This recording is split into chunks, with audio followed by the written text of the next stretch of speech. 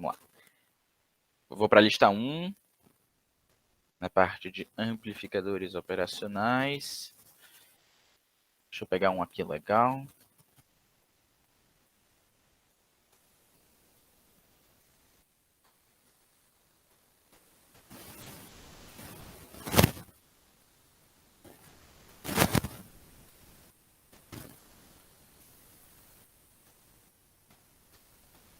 Vou pegar essa B daqui.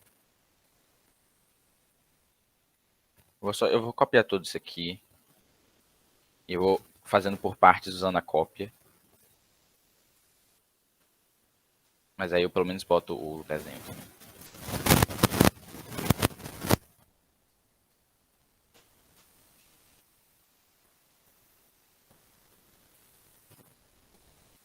Ok. O circuito que a gente estava falando então é esse daqui. Tem um amplificador. Beleza.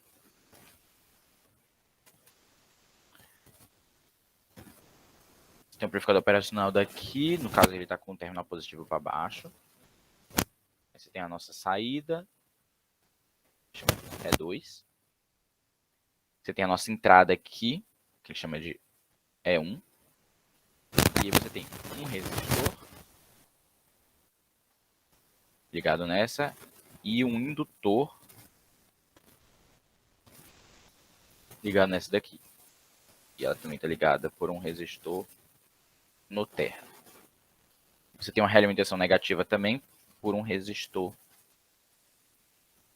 dessa forma. Então aqui é R, R, R e L. Esse é o circuito. E ele pede qual é a função de transferência entre a entrada e a saída. Ok? A forma que eu gosto de resolver é fazer sempre pelas correntes. Então eu vou ter uma corrente que faz assim, vou chamar de 1. Então ela entra por aqui, passa por esse resistor, não entra no amplificador operacional, porque ela não consegue. Passa por aqui e se junta com a tensão de saída. Certo? E eu tenho uma outra corrente que faz isso aqui, I2. Que ela passa pelo indutor e passa pelo resistor para o terra, não entra no amplificador operacional. E aí, além disso, eu tenho uma terceira restrição, que é o fato de que essas duas tensões aqui são iguais, porque é um amplificador operacional com realimentação negativa, operando em regime linear. Ok? Sempre vai ser as que eu fiz. Sempre é meio que assim. Tipo, você tem. Escreve a equação das correntes, essa tensão é igual a essa, e segue. Então, escrevendo as correntes, eu tenho que a corrente I1, ela pode ser escrita como a corrente que passa. Ih, troquei. Aqui. Essa aqui é a expressão de I1. Então, I1 é a corrente que passa por R entre E1 e V-. Então, a corrente é a diferença de potencial sobre a resistência. Certo? É isso aqui. E ela também é igual à corrente que passa por aqui, visto que não entra corrente por aqui. Aí você pega V- menos E2 dividido por R e tem isso. Essa aqui é uma equação. Certo? O valor de 2 não importa. Você quer saber essa equação daqui. E aí, a partir dela, você, por exemplo, isola V-, que é o que eu fiz aqui.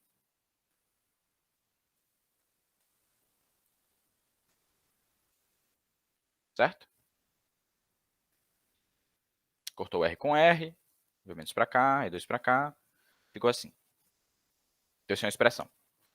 Aí, I2 vai me dar uma expressão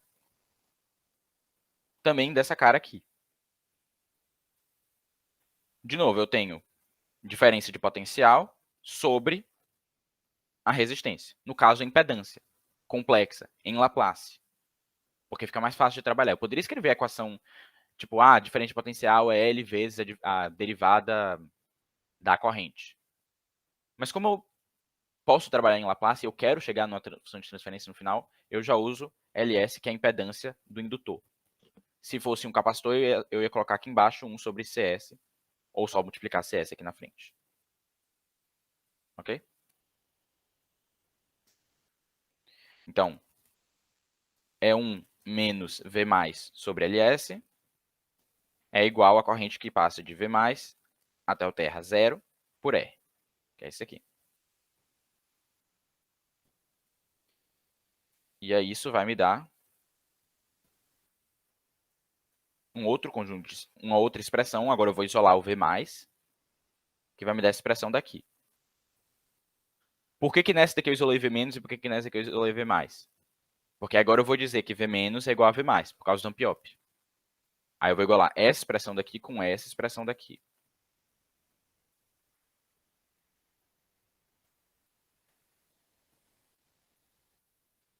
Certo? Pular as contas assim no meio, tá ficando confuso ou tá dando para acompanhar?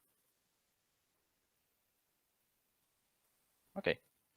Se você quiser que eu vá mais devagar e, tipo, escreva as coisas, tudo bem, tá? Só falar. Mas beleza, então, dessa daqui eu consegui uma expressão para V-, certo? Que é V- aqui. E para essa aqui eu encontrei uma expressão para V+. Eu sei que eles são iguais, então eu pego essa daqui e igualo a essa daqui. E aí agora eu tenho uma expressão que só tem E1 e E2, que é entrada e saída. Ok? E aí eu uso álgebra para isolar E1 e E2 e passar dividindo as coisas lá. Então, nesse caso aqui, por exemplo, eu passaria o 2 aqui multiplicando, aí eu ter 2R sobre LS mais R, vezes E1. Aí eu posso subtrair o E1 aqui, certo? Aí fica só um E2 do lado de cá, certo? Só um E2 do lado de cá. E é aquele 2R sobre LS mais R continua lá.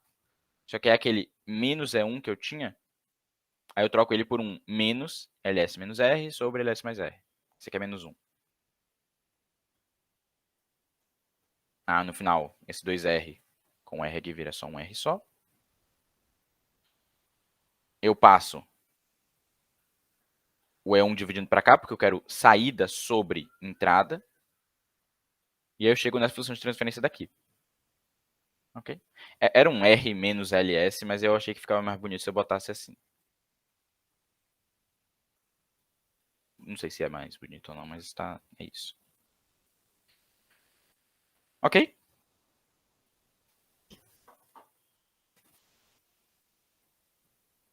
É. Não tem muito mais do que isso. As correntes, acha V menos, acha V mais, igualam uma com a outra, pega a vida. Às vezes, em algumas resoluções, o que vai acontecer, por exemplo, deixa eu ver até se tem algum aqui que tinha isso. Acho que não, né? Acho que no final das contas nem teve. Mas o que pode aparecer às vezes em amplificador operacional é, tipo, em vez de você só dizer ela passa por aqui e vai para cá, aí eu vou dizer que aqui entra aqui, aqui vai para cá, mais aqui vai para cá. Mas também você consegue escrever da mesma forma. Você vai botar esse igual aqui, mais um outro termo que é igual, a diferença de potencial sobre a impedância. Não é o caso aqui, e eu acho que não foi o caso em nenhuma das questões da lista. Então, eu faço sempre da mesma forma. Eu fiz todas as questões exatamente assim. Corrente, corrente, V mais igual a V menos, e acha. E todas elas eu consegui fazer assim. Então, eu tô mais... A próxima, então, vamos fazer com... Ah, aqui você tem a função de transferência, né? O que ele poderia pedir é, por exemplo, dado uma entrada de uma função tanto no tempo, calcule a saída no tempo também. Aí você tem que multiplicar e fazer a Laplace inversa. Certo? É, teve duas questões na lista que tinha isso. O Wolfram é nosso amigo, então eu não vou fazer isso. A outra que eu vou fazer é de sistema de segunda ordem. Certo? Deixa eu ver se tinha algum aqui que eu já tivesse feito. Eu acho que na lista 2 tinha. Aqui, essa daqui. Deixa eu ver. Cadê ela? Ok, ok. É a primeira questão da lista 2. Certo? Ah, isso aqui vai ser ótimo para fazer. É exatamente o que eu queria.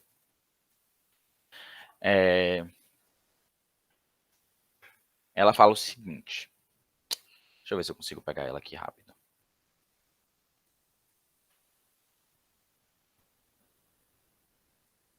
Porque o legal dela é que ela usa a modelagem do motor elétrico, do motor de indução, que eu acho que é a modelagem que estava faltando no principal. E ele, tipo, você tem que usar esse modelo para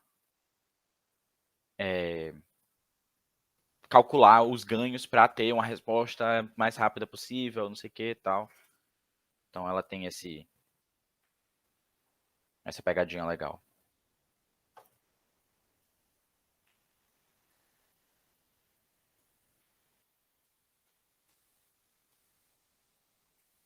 Ai, o aplicativo do mundo é tão devagar, velho.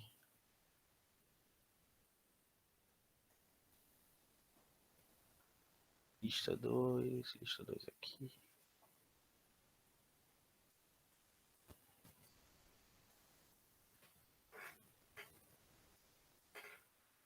Pois é, pois é. E o pior é que, tipo, no computador ele é tão rápido, que você clica as coisas, ele vai. Pum, pum, pum, pum. Não sei porque que o aplicativo é tão ruim.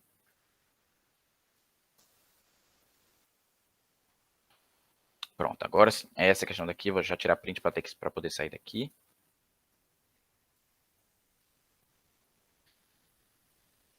Vamos lá. Então a questão que a gente está falando é essa daqui. Que ele fala assim: o sistema de acionamento e controle da pena de um plotter inclui, respectivamente, um motor de corrente contínua, de ímã permanente com escovas, e um amplificador de tensão, alimentado pela diferença entre o sinal de referência e a tensão, que representa a medida da posição angular do plotter, por exemplo, o potenciômetro. Ok? Tudo que a gente já tinha falado. Então, eu tenho uma tensão de referência de entrada, eu vou ter um potenciômetro, sensor de posição, que vai estar realimentando ali uma comparação com uma amplificação. Então, aquele amplificador diferencial, né? Diferente de tensão amplificado, aquele mesmo circuito da. Cadê ele? Pra cá. Esse circuito aqui, lembra? Se ele perguntar, eu já sei que é esse aqui que ele vai querer usar.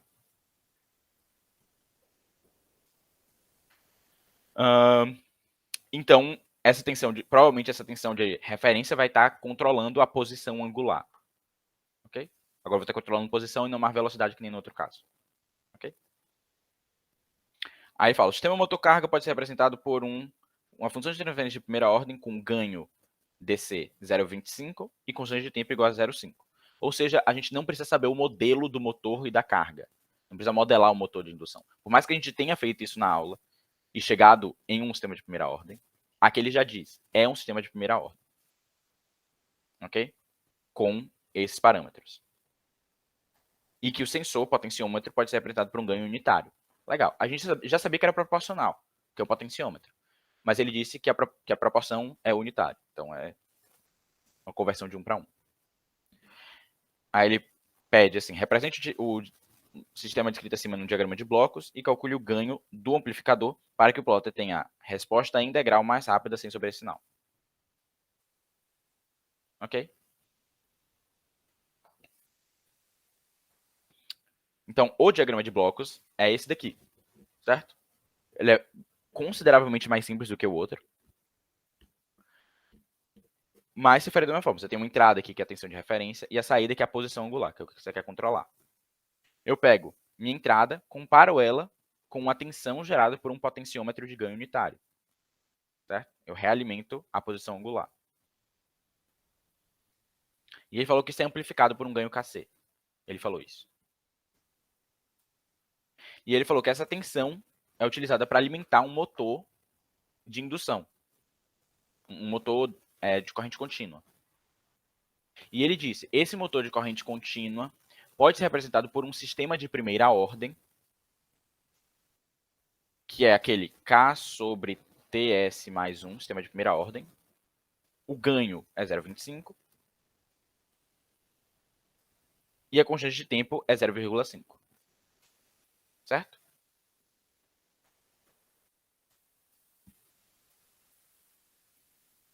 Ele não fala isso, mas a gente sabe da modelagem que essa função de transferência ela pega uma tensão e sai com uma velocidade. Tá? Isso aqui é a velocidade de rotação. Ok?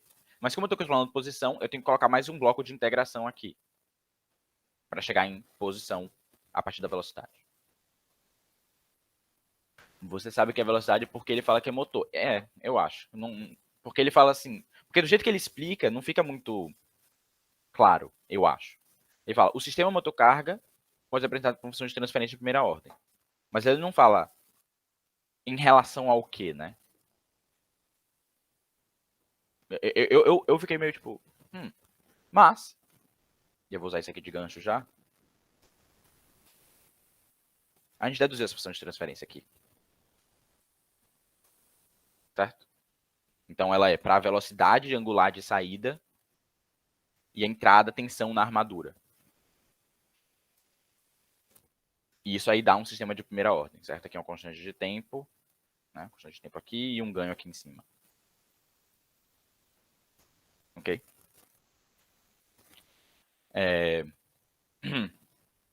Então, eu vou até aproveitar para mostrar como que fica o diagrama de bloco só do sistema motor-carga. Porque você vê que ali o que aparece não é isso aqui.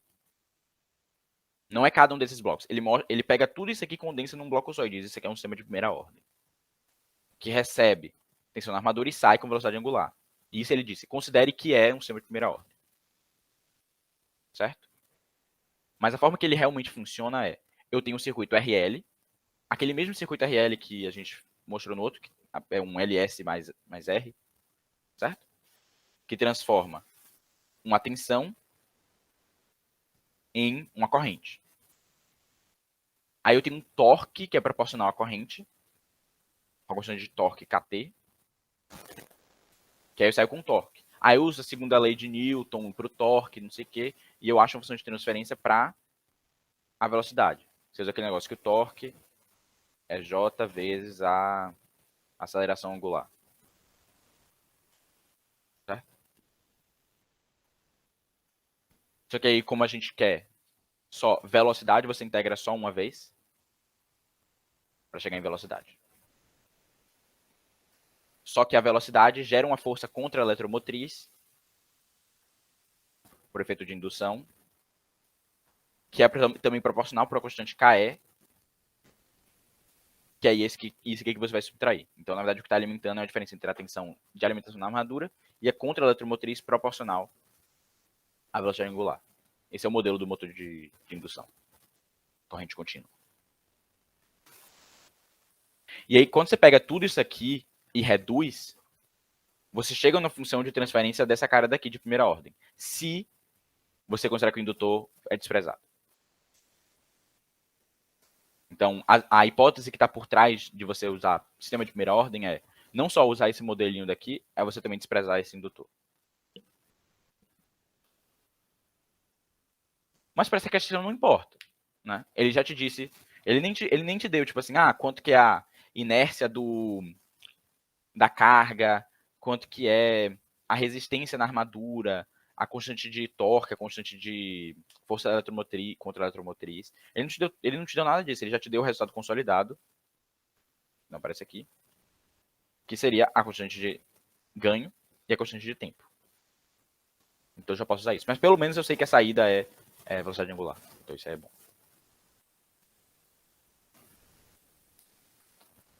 Ok? Onde é que a gente estava? Lista 2. Então tudo bem com o diagrama de blocos da letra A. Ok? Isso aqui é aquele diagrama todo, simplificado, com indutância zero, tal, mas ele já disse quanto que é o ganho e a constante de tempo. Integro uma vez para achar a posição. E aí eu reduzo tudo isso aqui para um bloco só, para uma função de transferência única, que é essa daqui. Ok? Você vê que ela fica em função de KC, né? Que é a única grandeza numérica que a gente não conhece aqui. E aí, o que eu faço? Agora eu quero botar ele no formato de uma função de transferência de segunda ordem que a gente conhece. Porque a forma que a gente está acostumado a ver é a seguinte. É S quadrado, no denominador S quadrado mais 2 ômega n zeta S mais ômega n quadrado. E em cima, ganho vezes ômega n quadrado. Tá? Ômega n, frequência natural. Zeta, fator de amortecimento, constante de amortecimento ou nomes análogos. Certo? Então, a condição mesmo que você precisa ter é que o coeficiente do S quadrado tem que ser 1. E aqui está 0,5. Aí eu divido tudo por 0,5, multiplico tudo por 2, sei lá, tanto faz. Chego nesse bichinho daqui. Ok? E aí agora eu quero botar meus requisitos de projeto para determinar quem é KC. E aí o que, é que ele fala? Resposta integral mais rápida sem sobressinal. Aí você tem que fazer o quê? A resposta integral para um sistema de segunda ordem, ela pode ser subamortecida, que é quando ela oscila, que é quando o zeta é menor que 1. Ela pode ser superamortecida, que ele não oscila, ele só chega no valor do degrau, que é quando o zeta é maior que 1. E a resposta mais rápida possível é quando o zeta é igual a 1. Então é só isso que ele diz. Eu quero a resposta quando zeta é igual a 1. Ok? Mais rápido do que isso, que seria o zeta menor do que 1, teria o sobressinal. Então, mais rápido sem sobressinal é zeta igual a 1. Aí você só compara um termo com outro termo. Né? Então, por exemplo, frequência natural. Frequência natural é igual a raiz de 0,5 kc. Aí você tem que 2 ômega n zeta é igual a 2. E aí 2 ômega n zeta é igual a 2. Só que o zeta você sabe que é 1, porque ele diz que é a resposta mais rápida sem sobressinal. E o ômega n é esse bichinho daqui. Aí você vai ter agora uma expressão que é raiz de 0,5 kc igual a 1. Eleva tudo ao quadrado, dividido por 0,5, você acha que kc é igual a 2. Ok? Uma outra coisa que ele poderia fazer, por exemplo... Ah, ele vai fazer isso na próxima, na letra B. Deixa pra lá.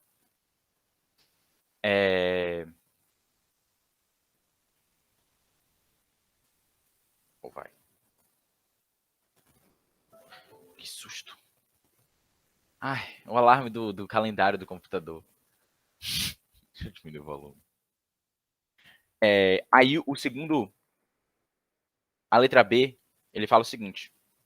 Com o intuito de melhorar o tempo de resposta, sem afetar o sobressinal, então zeta ainda é igual a 1. Certo? Então ainda é sem sobressinal e ainda é rápido, então zeta continua sendo igual a 1. Ele vai, na tensão de entrada do motor, compor a soma algébrica de uma tensão produzida pelo amplificador de potência e é produzida por um tacogerador, que mede a velocidade angular da pena. Então, aquele tacogerador que eu tinha falado, mede a velocidade angular. Agora ele vai realimentar isso e somar a tensão que ele tinha. Certo? Aí ele quer o novo diagrama de blocos, porque você mudou um pouco, e calcular de novo o ganho KC e o novo ganho do tacogerador agora, K ômega, para que você reduza a constante de tempo do sistema. Ok? Porque no caso que a gente fez aqui, a gente conseguiu dizer resposta rápida, zeta igual a 1. A gente conseguiu impor zeta igual a 1. Mas o ômega n tinha que ser igual a 1. A gente não conseguia mudar isso. Certo? Então, a nossa constante de tempo está limitada, ela tá fixa. Aí o que a gente faz é mudar para esse diagrama de blocos aqui. E a gente faz o que ele pediu. Na entrada da tensão de armadura, você soma a tensão do tacogerador. Certo? É igual que tem aqui. KC, VA, KC, VA. Só que em vez de entrar diretamente no motor, esse aqui é o motor, você soma essa tensão com a realimentação da velocidade angular via tacogerador, que é uma constante de proporcionalidade K ômega. E o resto continua igual aqui. Tá claro?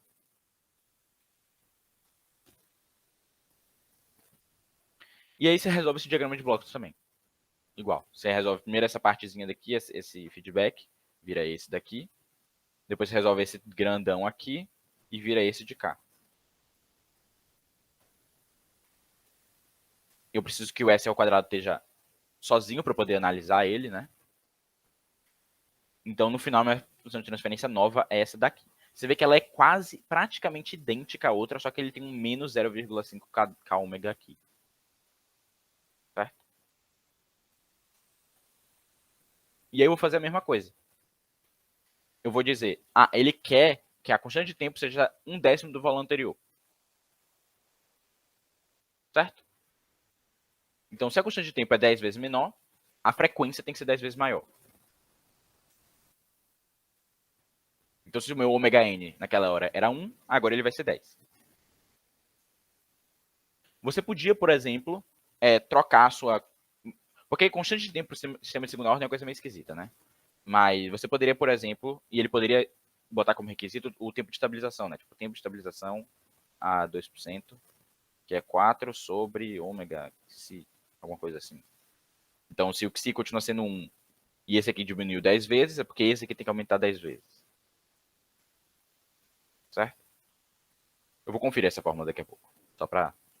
Porque esse aqui pode aparecer, né? Eu quero um sistema que tenha um tempo de estabilização de 0,1 segundos. E aí você já tem o psi e você consegue calcular a frequência natural. Ou coisa assim. Mas no caso, o requisito que ele deu foi pelo constante de tempo, a frequência natural 10 vezes maior, então ela é igual a 10.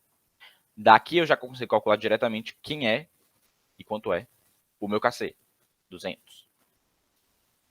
Aí agora eu comparo aquela segunda parte.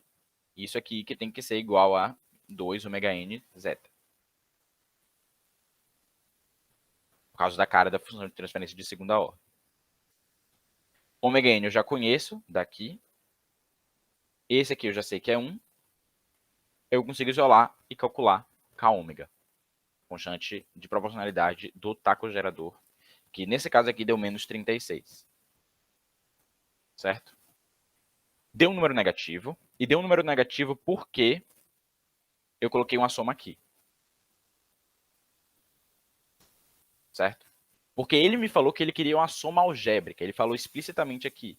A soma algébrica da produzida pelo amplificador com o taco gerador. Eu não sei se minha interpretação está certa, porque um ganho negativo é possível, mas não necessariamente é usual. Mas foi isso que eu cheguei. E no máximo vai estar com o sinal trocado. Ok? Então é assim que você calcula. Aí a letra C, ele pede, representa o sistema, os elementos eletrônicos que implementam a diferença de sinais do amplificador. É a mesma coisa. É aquele amplificador diferencial. Que está na lista 3. Aqui. É isso que ele está perguntando.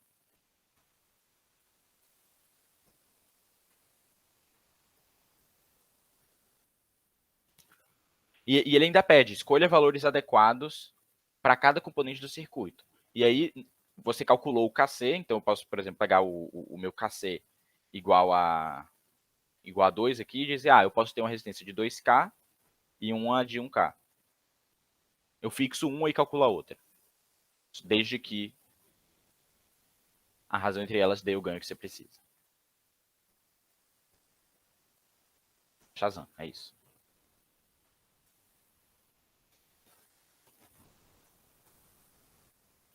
Uau.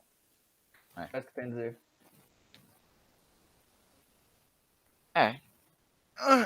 A esse ponto não dá mais para fazer mais nenhuma questão, mas eu tô satisfeito até, sabia? Eu também tô. Eu gostei. Tem algumas coisinhas que não deu para passar, tipo linearização, espaço de estados, a parte de circuito elétrico maior, assim, tipo malhas mesmo. Deixa eu ver o que mais. Na parte de servoválvula, tem algumas configurações comuns dela que você usa como controlador. Então, você pega uma barra aqui, que aí você acopla a entrada na saída, e esse aqui vira um controlador proporcional com essa entrada daqui. Ou você pode, por exemplo, pegar esse aqui e conectar num mola amortecedor e vira um controlador proporcional integrativo. E aí você troca a configuração disso, fica proporcional derivativo. Então, isso é possível. Tem algumas configurações comuns. Tá no slide, tá no livro também. Então, se vocês quiserem olhar depois, pode ser bom. Para ser que nem a Serval, tipo, isso é uma configuração comum. Se aparecer desse jeito, você só sabe que a função de transferência é essa daqui. E aí você fica mais tranquilo. O controle do nível de tanque também não deu para falar.